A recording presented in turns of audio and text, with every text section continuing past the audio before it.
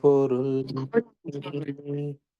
எழுச்சி பெற்று அணுவென்ற உயிராகி அணுக்கள் கூடி மோதி இணைந்து இயங்குகின்ற நிலைமைக்கேற்ப மூலகங்கள் பலவாகி அவை இணைந்து பேதித்த அண்ட கோடிகளாய் மற்றும் பிறப்பிறப்பிடை உணர்தல் இயக்கமாகி நீதி நெறி உணர் மாந்தராகி வாழும் நிலை உணர்ந்து தொண்டாற்றி இன்பம் காண்போம். குரு வணக்கம். அண்டமதில் உருவெடுத்து அறிவை பெற்று அவ்வறிவு ஒன்று முடல் ஆரதாகி கொண்ட மேலாம் இவ்வுருவில் குறிப்பில்லாமல் கோடான கோடி எண்ணி அனுபவித்து கண்ட பலன் நினையறிய நினைந்தேன் அப்போ கருத்துணர்த்தி கனல் மூட்டி கருவாம் ஞான குண்டலினி எனும் என் உயிர் எழுப்பி குறித்து என்னை அறிவித்த குருவே அன்பே, குருவே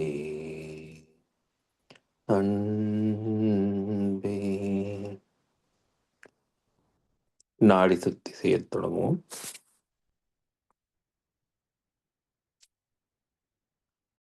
அன்புடன் வாழ்க வளமுடன் ஐயா.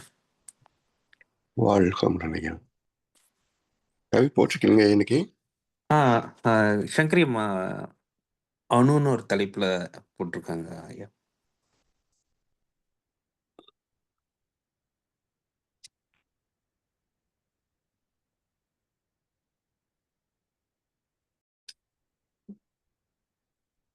வாழ்க வையகம், வாழ்க வையகம், வாழ்க வளமுடன்.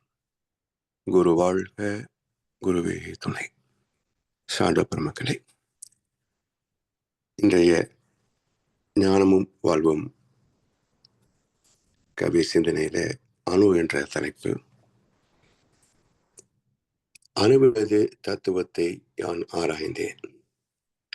அண்ட பிண்ட சராசரங்கள் அதன் கூட்டன்றோ. அணுவினிலே சூடுண்டு குளிரும் உண்டு, அதனுள்ளே காந்தம் என்ற உயிரும் உண்டு. அணுவினிலே இருள் உண்டு ஒளியும் உண்டு, அசைவுண்டு எழுச்சி கவர்ச்சிகளும் உண்டு. அணுவினிலே அண்ட பிண்டம் அனைத்தும் உண்டு, ஆலமரம் அதன் வித்தில் உள்ளார் போல. அதாவது எல்லாம் ஒரே இயக்க ஆற்றலை அடிப்படையாக கொண்டதுதான். இது அணு என்பது பரமாணு என்று கூட வைத்துக் கொள்ளலாம். என் அணுவுக்கு மூலம் இறை துகள்கள் தானே. எனவே இறை துகள்களே இந்த பிரபஞ்சம், நம்முடைய வாழ்க்கை, நம்முடைய உடல் எல்லாமே. அவற்றின் சேர்க்கையின் பேதங்கள், பல்வேறுபட்ட விதாச்சாரங்கள், அதனுடைய வெளிப்பாடுதான் பஞ்சபூதங்கள், ஜீவராசிகள், நாம் எல்லோருமே. எனவே அணுவினது தத்துவத்தை ஆராய்ந்தேன். அதாவது விஞ்ஞானம் கண்டெடுப்பதற்கு முன்பு சித்தர்கள் தான் இந்த ஆராய்ச்சியிலே தேர்ச்சி பெற்றவர்கள். அவங்க பரமானு என்று சொல்வார்கள், இறை துகளை பரமானு சொல்லுவாங்க. அதனுடைய சேர்க்கை தான் எல்லாமே. எப்போ சொல்லுவாங்க, வாமதேவம் என்று ஒரு சொல் உண்டு சைவ சித்தாந்தத்துல. வாமன என்றால் சிறிதினும் சிறிதாக, தேவ என்றால் பெரிதினும் பெரிதாக. அப்போ எது பெரியது என்றால் இந்த பிரபஞ்சம். எது மிகச்சிறியது? இறை துகள். அப்ப இந்த இறைத்தோள்களை நீக்கிவிட்டால் பிரபஞ்சம் எங்க? சாமிஜி ஒரு முறை கேட்டாங்க. மிகச் சிறியது எது? அணு. மிகப்பெரியது இந்த பிரபஞ்சம். அணுக்களை நீக்கிவிட்டால் பிரபஞ்சம் எங்கே? அதுபோல அனைத்திற்கும் அடிப்படை ஆற்றல் இறைத்துகளின் கூட்டால் ஆன அணுக்களும். அண்ட பிண்ட சராசரங்கள் அதன் கூட்டன்றோ. இந்த உலகமாகவும் உயிர் வகைகள் உடலாகவும் நம்மிலே உடலாகவும் இருப்பது அணுக்களின் கூட்டுதான். அதாவது தாயின் கருவிலே சேர்க்கை ஏற்படுகின்ற போது தந்தை தாய் ஈர் உயிரும் ஒன்று சேர்ந்து தழைத்து ஒரு உடலாகி உலகில் வந்தோம் என்பார் மகர்ஷியர்கள். இந்த தழைத்தல் என்ற சொல்லுக்கு மிக அற்புதமான ஒரு கருத்து உண்டு. இப்போ தாவரத்தை பார்க்கிறோம். நேற்று மாலை இல்லாத பல மாற்றங்கள் இன்றைய காலையிலே பார்க்கலாம்.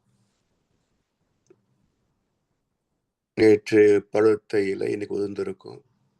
நேற்றைக்கு முதிர்ந்த இலை இன்னைக்கு பழுத்திருக்கும். உச்சியில ஒரு புதிய தளிர் முளைத்திருக்கும். இதெல்லாம் பார்க்கிறோம். இப்போ சிந்தனை என்னவென்றால், பூமிக்கு மேல இத்தனை வளர்ந்திருக்கிறதே, வேர் சல்லி வேர்கள் இது வளர்ந்திருக்குமா இல்லையா? அதுவும் தான் வளர்ந்திருக்கும். அப்ப தழைத்தல் என்றால் எல்லா அணுக்களோடு சில அணுக்கள் சேர்வது, பஞ்சபூதங்களிலிருந்து தரமாற்றம் அடைந்து தாவரமாக வளர்ச்சி பெற்றதுன்னு அர்த்தம். அதான் தழைத்தல் என்ற சொல்லுக்கு பொருள். அப்படி செயற்கையில் உருவான இந்த உடல் கரு, அதை காந்த உடல் என்று சொல்லுவோம், காரண உடல் சொல்லுவாங்க.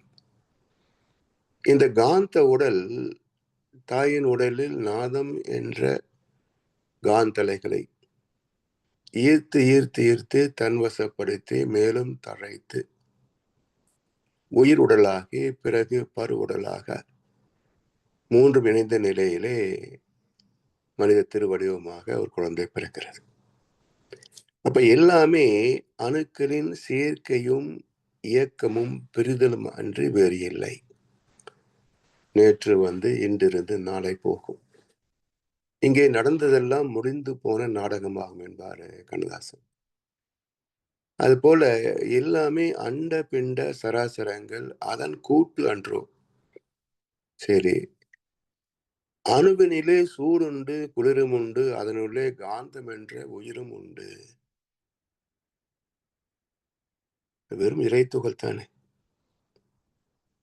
அதுக்குள்ள எப்படி இதெல்லாம் இருக்கும் என்றால், ஆலமரமும் அதனுடைய வித்தும் போல. இப்போ ஆல விதை மிக சிறியதாக இருக்கும், ஆனா மரம் எவ்வளவு பெருசுங்க. இத்தனை சிறிய விதைக்குள் அத்தனை பெரிய மரம். இத்தனை காலம் அதற்குள் எப்படி குடிகொண்டது? இத்தனை சிறிய விதைக்குள் இருந்து அத்தனை பெரிய மரம் எப்படி வந்தது? அத்தனை மரமும் எத்தனை காலம் அதனுள் எப்படி குடிகொண்டது? இதுவும் கண்ணசுடைய பாடல் தான். அதே மாதிரி தான். எத்தனை வேதங்களை கேள்விகளை நாம் எழுப்பினாலும் ஒரே பொருள் இறை துகளுடைய சேர்க்கைதான் பிரபஞ்சம். அதுவும் ஒரு வகையில் அத்வைத தத்துவம் தான். இப்ப என்ன ஆகுது? அந்தந்த சேர்க்கையில் ஏற்படுகின்ற இயக்கங்களே பஞ்சபூதங்களும் பஞ்சத்தன் மாத்திரைகளும் ஜீவராசிகளும் உயிரும் உணர்ச்சிகளும் எல்லாம் ஒரே சேர்க்கை தானே. இறை துகளாக இருந்த போது அத சூடு இல்லை, குறிச்சி இல்லை, பஞ்சபோதமும் இல்லை, மனிதனும் இல்லை, மனமும் இல்லை. ஆனா இப்போ நம் உடலையோ மனதையோ பிரித்து பார்த்தால் உயிர் துகள்களின் சேர்க்கை தான் உடலே, காந்தலைகளின் இயக்கம் தான் மனசு. வேற என்ன இருக்கு இந்த உடம்புக்குள்ள? எனவே எல்லாமே அதனுடைய கூட்டுதான். அதனால் அந்த இறைத்துகளிலேயே சூடுக்கான சப்மிசிவ் கேரக்டர்ஸ், குளிருக்கான சப்மிசிவ் கேரக்டர்ஸ், ஆழம் விதைக்குள் எல்லாம் அடங்கியிருந்தது போல அந்த இறைத்துகளுக்குள்ளாகவே இத்தனை மாற்றங்களுக்கான தரமாற்றம் அடையக்கூடிய ஒரு சாஃப்ட்வேர் அதுக்குள்ளேயே அடங்கியிருக்கிறது. அதனால் அதனுள்ளே காந்தம் என்ற உயிரும் உண்டு, அணுவினிலே இருளும் உண்டு, ஒளியும் உண்டு. இப்ப அணு வெளிச்சம் இருக்கா, இருட்டு இருக்கான்னு சொன்னா ரெண்டுமே தான் கலந்திருக்கு. இப்போ பூமியிலே இரவு வரும், பகலும் வரும். உலகம் ஒன்றுதான். எப்படி வருது? சூரியனின் காந்தலைகளை ஈர்த்து பூமியின் காந்தலைகள் தன்மாற்றம் அடைகின்ற போது வெளிச்சம். தன்மாற்றம் நிகழவில்லை என்றால் இருள் தானே. இப்போ பட்ட பகல் 40 டிகிரி செல்சியஸ்ல வெளிச்சம், வெயில் அடிக்குது. 2 கைகளை குவித்து உள்ளே பார்த்தால் தெரிவது இருள் தானே. அப்போ இவ்வளவு வெளிச்சம் உள்ள பகல் பொழுதிலே 2 உள்ளங்கைகளுக்குள் இருள் எப்படி வந்தது? தன்மாற்றம் அடையாத காந்தம் கருப்பு தான். தன்மாற்றம் அடைகின்ற போதுதான் வெளிச்சமும் நிறங்களும் தோற்றமும். இப்போ இருட்டில யார் இருந்தாலும் கண்ணுக்கு தெரியுதா? ஆனா வெளிச்சம் வந்ததுன்னா எல்லாமே தெரியுது இல்ல. அப்ப தோற்றம் என்பதே காந்தத்தின் தன்மாற்றமே தோற்றங்கள். காந்த தன்மாற்றம் இல்லை என்றால் இருட்டுக்குள்ள கருப்பு போன மாதிரி தான் இருக்கும். அந்த தத்துவத்தை காட்டுவதுதான் கருவறைக்குள் கருப்பு சிலை. அந்த தொங்கு விளக்கு மங்களா எரியும். அதை எடுத்துட்டீங்கன்னா என்ன இருக்கும் உள்ள? இருட்டு. அதுல ஒரு கருநிறமான ஒரு சிலை. அப்ப கருவறை இப்படித்தான் இருக்கும் என்று பிரபஞ்சத்திற்கு ஒரு உதாரணமாக காட்டப்பட்டதுதான் கருவறை. இந்த தத்துவம் புரியாத நிர்வாகம், என்னது சொல்வது, இந்து அறநிலைத்துறை இப்போ கருவறையை பளிங்கு கற்களை வைத்து அலங்காரம் பண்றாங்க. இல்ல வெள்ளை நிறமான மார்பிள் போட்டு சிலை வைக்கிறாங்க. கேட்டா அப்பதான் சிலை பளிச்சுன்னு தெரியும்ன்றாங்க. சிலை பளிச்சுன்னு தெரியும், தத்துவம் போச்சு ஐயா. இயற்கை ரகசியமே போச்சு அதுல.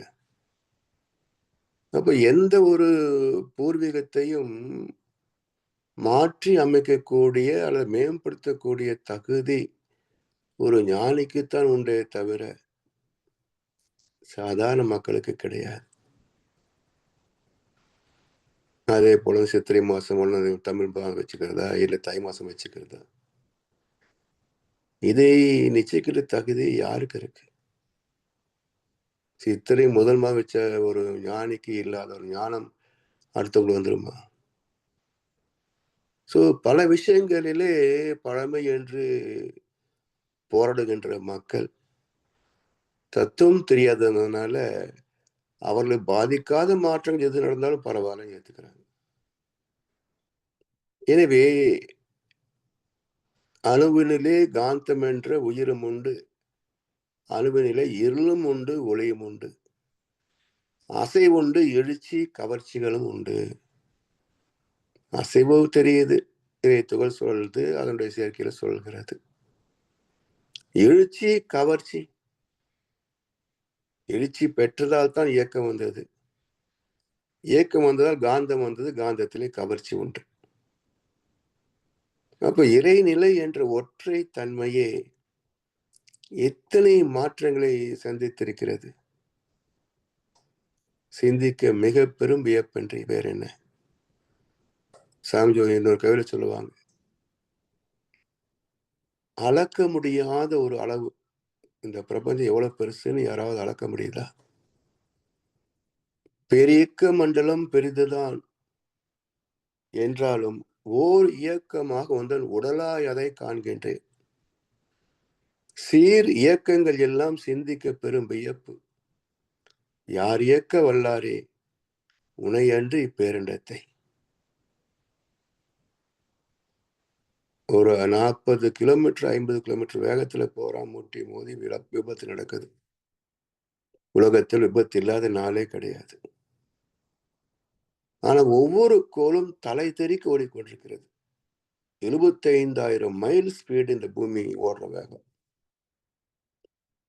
எங்கேயாவது முட்டி மோதி விபத்து நிகழ்கிறதா? இந்த அதிசயத்தை மகிழ்ச்சி சொன்ன இந்த விளக்கம், யார் இயக்க வல்லாரே உனையன்றி பேரிண்டத்தை. அதை பைபிள்ல சொல்லும், பரமண்டலத்தில் நடக்கின்ற உம்முடைய ராஜ்யம் போல என்னிலும் நடப்பதாக என்று கேள். எவ்வளவு ஒழுங்கு இருக்கு பாருங்க. அது போன்ற ஒழுக்கம் என்னிடத்திலேயும் இருக்கணும். அப்போ அந்த இறை நீதியை மதித்து வாழ்கின்ற பக்குவம் இயல்பாக இருந்துவிடும் என்ற கருத்தை பைபிள்ல இயேசுபிரான் சொல்றார். இப்படி அணுவினிலே அண்ட பிண்டம் அனைத்தும் உண்டு, ஆலமரம் அதன் வித்தில் உள்ளார் போல. இதை புரிந்து கொள்கின்ற போது எல்லாம் இறைநிலையே என்ற கருத்தில வேதம் சொல்வதற்கு வாய்ப்பே கிடையாது. அதனால் வேதங்கள் பார்ப்பது ஒரு துவைத நிலை. துவைதம் என்ற இரண்டுபட்ட நிலை. ஆனா இன்றைக்கு உலகத்தில் குறிப்பாக இந்தியாவில் இருப்பது என்னன்னு பார்த்தீங்கன்னா, மல்டி வைதம். துவைதம் கிடையாது. எத்தனை பேதங்கள். மொழி, கலாச்சாரம், பண்பாடு, ஜாதி, மதம், குலம், கோத்திரம், எத்தனை பேதங்கள். 2 இருந்தா பரவாயில்ல, துவைத்தம் பொழைச்சிக்கலாம். இத்தனை பேதங்களை பார்த்துட்டு இருந்தா எப்போ இதெல்லாம் கடந்து மேல வர போறாங்க? ஓஷோ அழகா சொல்வார், relieving from all regions is religion. Relieving from all regions is religion. Region என்றால் எல்லைகள். கிராமம், தாலுகா, மாவட்டம், மாநிலம், நாடு, உலகம், எல்லைக்கோடுகள்.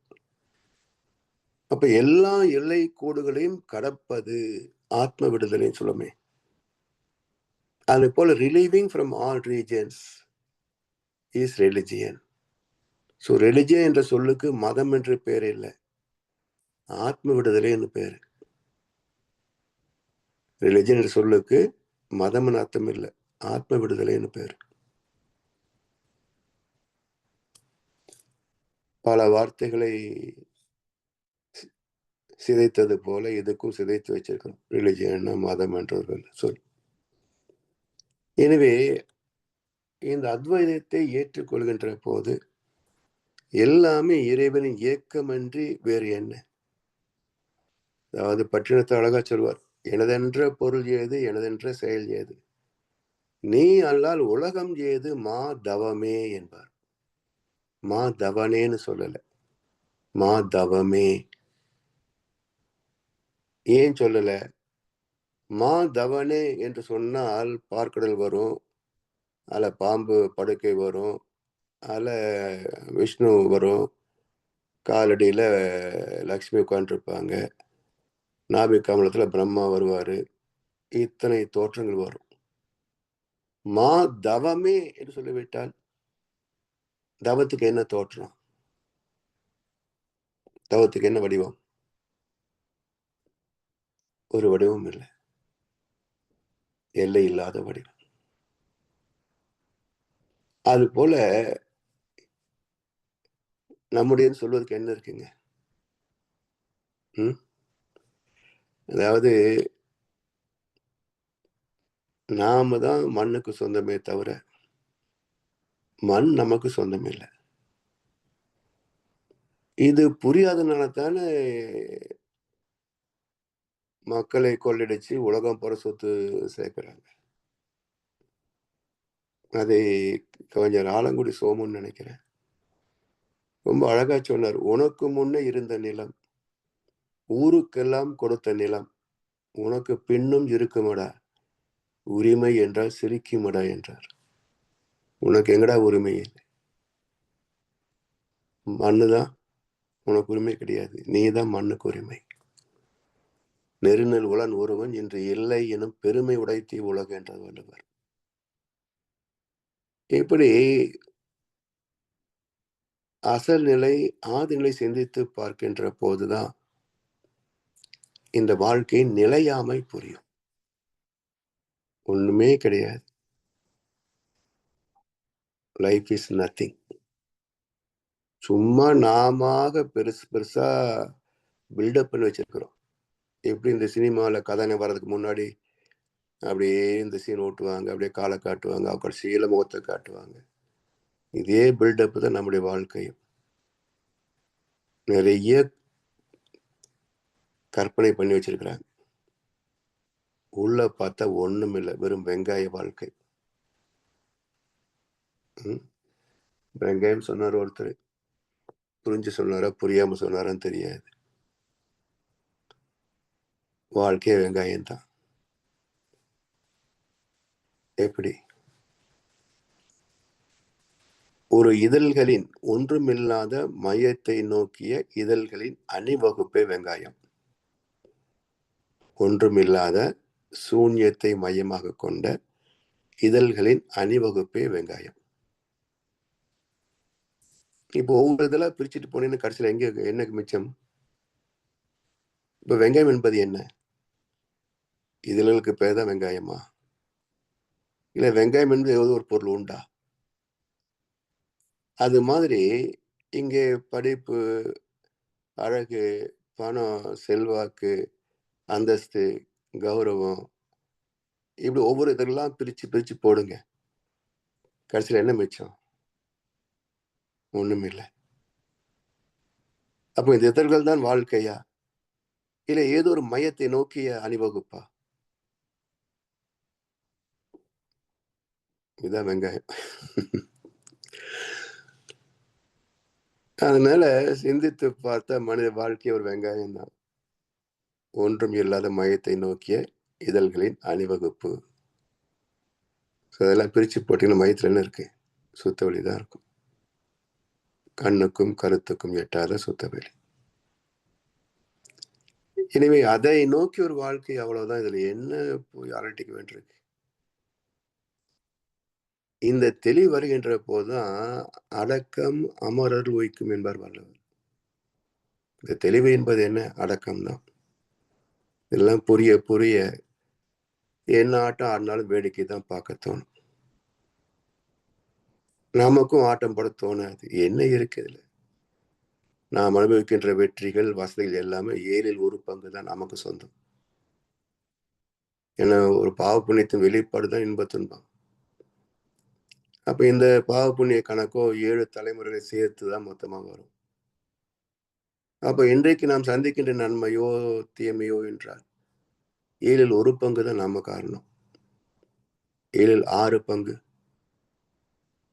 நம்முடைய முன்னோர்கள், நம்முடைய குழந்தைகள் காரணம். இதுல பெருமை என்ன இருக்கு? 1/7 சாய்ச்சிட்டு பெருசா பேசுறாங்களே. உனக்கு முன்னாடி 5/7 இருக்காங்கய்யா, உன்னுடைய முன்னோர்கள். அவங்க செஞ்ச புண்ணியத்தில் நீ இந்த ஆட்டம் போட்டுட்டு இருக்கிற. உனக்கு என்ன தகுதி இருக்கு? You are only 1/7.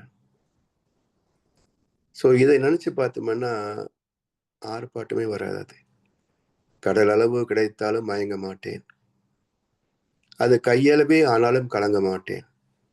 உள்ளத்திலே உள்ளதுதான் உலகம் கண்ணா, இதை உணர்ந்து கொண்டேன், துன்பம் எல்லாம் விலகும் கண்ணா என்றார் கண்ணதாசன். அப்படி இருந்தாலும் இல்லாட்டாலும் சரி, இதுதான் வாழ்க்கை என்று வாழ்ந்து முடிந்து விட்டார். எந்த பாவம் இல்லை, எந்த புண்ணியமும் இல்லை. அதற்கு அடிப்படை இந்த வாழ்க்கையின் நிலையாமை. நிலையாமை புரிந்து கொண்டால்தான் மனசு கொஞ்சம் அடங்கும். நிலையாமை மறந்து விட்டால் என்ன மாதிரி எவன் இருக்கான்னு ஆணவம் கூத்தாடும். இதைத்தான் பல பேரிடத்துல நம்ம பார்க்கிறோம். குடும்பத்துல, சமுதாயத்துல, உலகத்துல எல்லாம் இந்த ஆணவத்தின் கூத்து தான் பார்க்கிறோம். இதை நாம் புரிந்து ஏற்றுக்கொண்டு விட்டால் அதை ரசிக்கவும் செய்யலாம், அந்த ஆட்டத்தை நாம் ஆடாமல் தவிர்க்கவும் செய்யலாம். அந்த அந்த ஒரு தெளிவுக்குத்தான் தினசரி காலையில இறை வணக்கம், சில நல்ல கருத்துக்கள், நாளொரு நற்சிந்தனை, இதை மையமாக கொண்டு இன்றைய நாள் தொடங்குகின்ற போது கொஞ்சம் ஓரளவுக்கு பணிவு, கனிவு, துணிவோடு வாழ்ந்து முடிக்கலாம். அந்த வகையில இந்த சிந்தனையை பயன்படும் என்று சொல்லி வாய்ப்பளித்தானவருக்கு நன்றி பாராட்டி இந்த உரையை நிறைவு செய்கின்றோம். வாழ்க வளமுடன், வாழ்க வளமுடன், வாழ்க வையகம். வாழ்க வளமுடன் ஐயா. வாழ்க வளமுடன். இன்றைய அருமையான கருத்துக்கள். இன்று நமக்காக ஆழ்ந்த வேதாத்திரிய கருத்துக்களும் அதனோடு பல கோட்பாடுகளையும் கூறிய மூத்த பேராசிரியர் அருள்நெறி பழனிசாமி வெளிச்சாமி ஐயா அவர்களை வாழ்த்துவோம். அருள்நெறி பழனிசாமி வெளிச்சாமி ஐயா அவர்கள் வாழ்க வளமுடன், அவர்களின் அன்பு குடும்பம் வாழ்க வளமுடன், அவர்களின் உடல்நலம், பொருள்வளம், மனவளம் மற்றும் அவர்களின் ஆன்மீக தொண்டு வாழ்க வளமுடன், வாழ்க வளமுடன், வாழ்க வளமுடன். பாடல்கள் பாடி நிறைவு செய்யும் தருணம். வேதாத்திரிய பாடல், பிரம்மஞான பாடலும் அடியேன் பாடுகிறேன். உலக நல வாழ்த்து பாட அருணகிரி ஐயா அவர்களை அன்புடன் நினைக்கின்றேன். வேதாத்திரிய பாடல். போரில்லா நல்லுலகம், பொருள் துறையில் சமநீதி, நேர்மையான நீதிமுறை, நிலவுலகிற்கோராட்சி, சீர் செய்த பண்பாடு, சிந்தனையோர் வழிவாழ்வு, சிறப்புணர்ந்த பெண் மதிப்பு, தெய்வ நீதி வழிவாழ்தல், தேர் திருவிழா தவிர்த்தல், சிறுவர்க்கே விளையாட்டு, செயல் விளைவு உணர்கல்வி, சீர்காண்ட நிலை விளக்கம், பார் முழுதும் உணவு நீர் பொதுவாக்கல், பல மதங்கள் பல கடவுள் பழக்கம் ஒழித்து உண்மை ஒன்றை தேர்ந்தெடுதல். வாழ்க வளமுடன். பிரம்மஞான கவி. இறைவெளியே தன்னிருக்க சூழ்ந்தழுத்தும் ஆற்றல், இதன் திணிவு மடிப்பு விழ சுழலும் நுண்மின்னாம், நிறைவெளியில் விண் சுழல நெருக்குகின்ற உரசல், நிலைவெளியில் எழுப்புகின்ற நேரலைகள் காந்தமாம், மறைபொருளாம் காந்தம் தன் மாத்திரைகள் ஐவகை, மலைக்காதீர் விண்கூட்டம் மாபூதம் ஐந்துமாம், முறையாய காந்த அலை மனமாம் உயிர் உடல்கள், மதி உயர்ந்து உண்மை பெற மா பிரம்ம ஞானமாம், மா பிரம்ம ஞானமாம். வாழ்க வளமுடன். வாழ்க வளமுடன். உலக நல வாழ்த்து. உலகமெல்லாம் பருவமழை ஒத்தபடி பெய்யட்டும், உழவரெல்லாம் தானியத்தை உவப்புடனே பெருக்கட்டும், பல தொழில்கள் புரிகின்ற பாட்டாளி உயரட்டும், பகுத்துணர்வில் தொகுத்துணர்வு பண்பாட்டை உயர்த்தட்டும், கலகங்கள் போட்டி பகை கடந்து ஆட்சி நடக்கட்டும், கல்லாமை கடன் வறுமை களங்கங்கள் மறையட்டும், நலவாழ்வை அளிக்கும் மெய்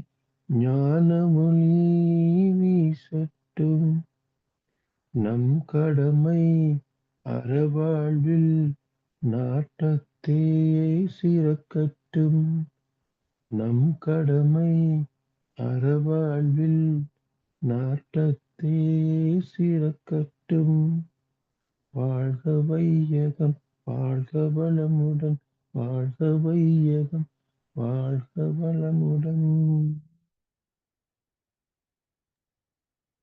வாழ்க வளமுடன். இத்துடன் இன்றைய காலை நேரத்தும் இனிதே நிறைவு பெறுகிறது. இன்றைய தவத்தில் கலந்து கொண்டோர், பாடல்கள் பாடினோர், நமக்கு வேதாத்திரிய பாடலுக்கு கருத்துக்கள் வழங்கிய பேராசிரியர்களுக்கும் நன்றிகள் தெரிவித்து இன்றைய தவ நிறைவு செய்வோம். வாழ்க வையகம், வாழ்க வையகம், வாழ்க வளம்.